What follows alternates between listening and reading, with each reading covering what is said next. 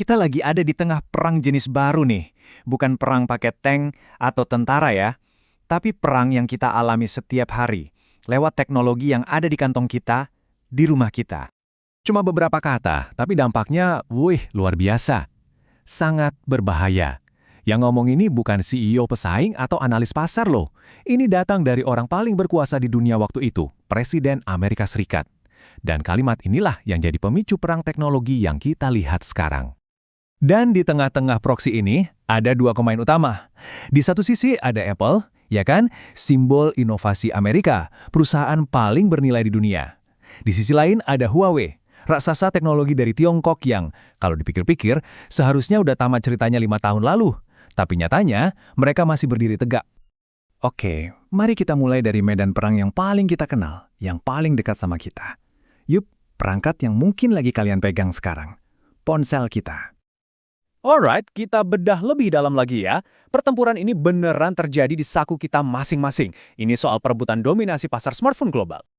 Coba dilihat perjalanannya Huawei ini kayak roller coaster banget. Dari 2014 sampai 2019, mereka tuh kayak nggak bisa dihentiin. Jadi pemain nomor 2 di dunia. Terus, jeder. Mei 2019, Amerika Serikat ngasih pukulan telak.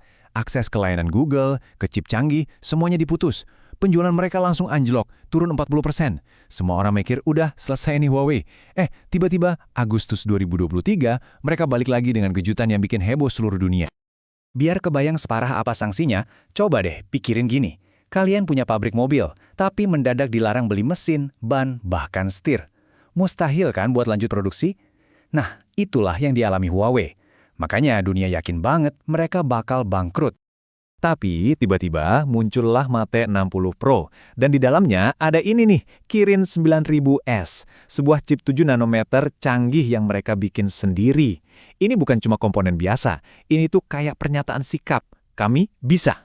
Seluruh dunia teknologi kaget karena menurut para ahli di barat, ini tuh hal yang mustahil dilakukan Cina sendirian. Dan dampaknya langsung kerasa banget. Lihat aja angka ini. Penjualan iPhone di pasar Cina anjlok 24% di awal 2024. Ini bikin Apple, perusahaan yang terkenal anti diskon, ngelakuin sesuatu yang nggak pernah kebayang. Mereka banting harga gede-gedean. Itu udah nunjukin banget kan kalau mereka panik. Jadi ini udah bukan soal fitur atau harga lagi. Buat banyak orang di sana, beli ponsel Huawei itu sekarang jadi semacam pernyataan sikap soal kebanggaan nasional. Tapi penting banget buat kita sadar, perang ini tuh jauh lebih besar dari sekedar ponsel. Ada medan pertempuran lain yang nggak kelihatan, tapi jauh lebih masif. Infrastruktur di balik semua teknologi ini. Gini deh, biar gampang. Anggap aja ponsel kita itu mobil. Nah, jaringan 5G itu jalan tol super cepatnya. Terus, coba tebak, siapa pembangun jalan tol terbesar di dunia? Yap, bener banget, Huawei. Angka ini nunjukin dominasi mereka. Bayangin, 30% dari seluruh infrastruktur 5G di dunia itu dibangun sama Huawei. Mereka udah ngebangun jalan tol digital ini di lebih dari 170 negara. Jadi, dari Amerika Latin sampai Afrika, kemungkinan besar jaringan yang kita pakai itu buatan mereka. Nah, ini kan jadi pertanyaan gede. Kenapa sih Amerika Serikat sampai setakut itu sama dominasi Huawei di jaringan 5G? Apa yang sebenarnya mereka khawatirkan? Oke, jadi gini cara mikirnya Amerika. Pakai analogi jalan tol tadi. Kalau satu perusahaan dari satu negara ngebangun semua jalan tol, pemerintah negara itu bisa aja kan minta data siapa aja yang lewat, bawa barang apa, tujuannya kemana.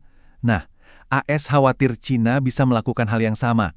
Minta akses ke data militer atau data pemerintahan penting yang lewat di jaringannya Huawei. Dan pertempurannya nggak berhenti di situ. Nggak cuma soal perangkat keras atau jaringan. Sekarang, perangnya udah merembet ke level berikutnya. Soal software di dalam gadget kita, dan soal siapa yang bakal nentuin aturan main teknologi di masa depan. Di sini kita lihat ada dua filosofi yang beda banget. Di satu sisi ada iOS-nya Apple. Ini tuh kayak taman pribadi yang super eksklusif, indah, aman, tapi pagernya tinggi banget. Semuanya terkontrol. Nah, di sisi lain ada Harmony OS-nya Huawei. Ini lebih kayak taman kota yang terbuka buat umum, dirancang buat nyambungin semuanya, dari HP, mobil, sampai kulkas di rumah. Jadi, waktu akses chipnya diputus, Cina nggak diam aja. Mereka langsung gerak cepat, bikin proyek nasional gede-gedean buat bisa mandiri. Dan yang gila, mereka berhasil bikin chip canggih pakai teknologi yang lebih tua. Itu inovasi yang luar biasa. Tapi, ada satu pertanyaan besar. Apa mereka bisa memproduksinya secara massal? Nah, ini yang lagi ditonton sama seluruh dunia. Cara mereka membangun pengaruh di dunia juga beda banget. Kalau Apple tuh kayak selebriti Hollywood kan, keren, bergaya, punya soft power, pengaruhnya datang dari atas. Nah kalau Huawei, mereka lebih kayak kontraktor global. Mereka datang ke tempat-tempat yang mungkin diabaikan sama negara barat, terus ngebangun infrastruktur penting. Pengaruhnya dibangun dari bawah ke atas. Terus, apa efeknya semua ini buat kita? Nah, persaingan sengit ini nimbulin yang namanya nasionalisme teknologi dan ada ancaman nyata, yaitu internet yang kita kenal sekarang bisa terpecah belah. Ini dia konsep yang namanya splinternet. Coba bayangin, masa depan di mana internet itu kebelah jadi dua. Ada ekosistem Amerika, isinya Google, Apple, terus ada ekosistem Tiongkok, isinya Huawei, TikTok, WeChat, dan parahnya, dua dunia digital ini nggak bisa saling terhubung. Dan rasa nasionalisme inilah yang jadi bahan bakarnya. Di Tiongkok, beli produk Huawei itu udah bukan lagi sekedar milih barang, tapi udah jadi aksi patriotisme. Ini kayak ngasih suara buat kemandirian teknologi bangsa mereka. Oke, setelah kita bahas panjang lebar, pertanyaannya sekarang, apa artinya ini semua buat kita, buat kalian? Apa sih poin-poin penting yang harus kita ambil dari perang teknologi yang rumit ini? Ada 3 hal penting nih yang perlu kita ingat. Pertama, ini udah bukan sekedar soal ponsel Apple versus Huawei. Ini tuh pertarungan soal masa depan teknologi itu sendiri, soal siapa yang berhak bikin aturannya. Kedua, jangan pernah ngeremehin pilihan kalian sebagai konsumen. Setiap kali kalian beli gadget, kalian itu sebenarnya lagi voting untuk salah satu visi dunia teknologi. Dan ketiga, yang paling penting, ingat deh, tujuan awal teknologi itu kan buat nyatuin orang.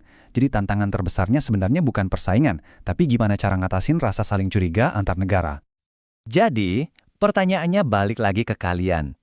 Dengan uang yang kalian punya, kalian memilih siapa? Tim Apple, tim Huawei,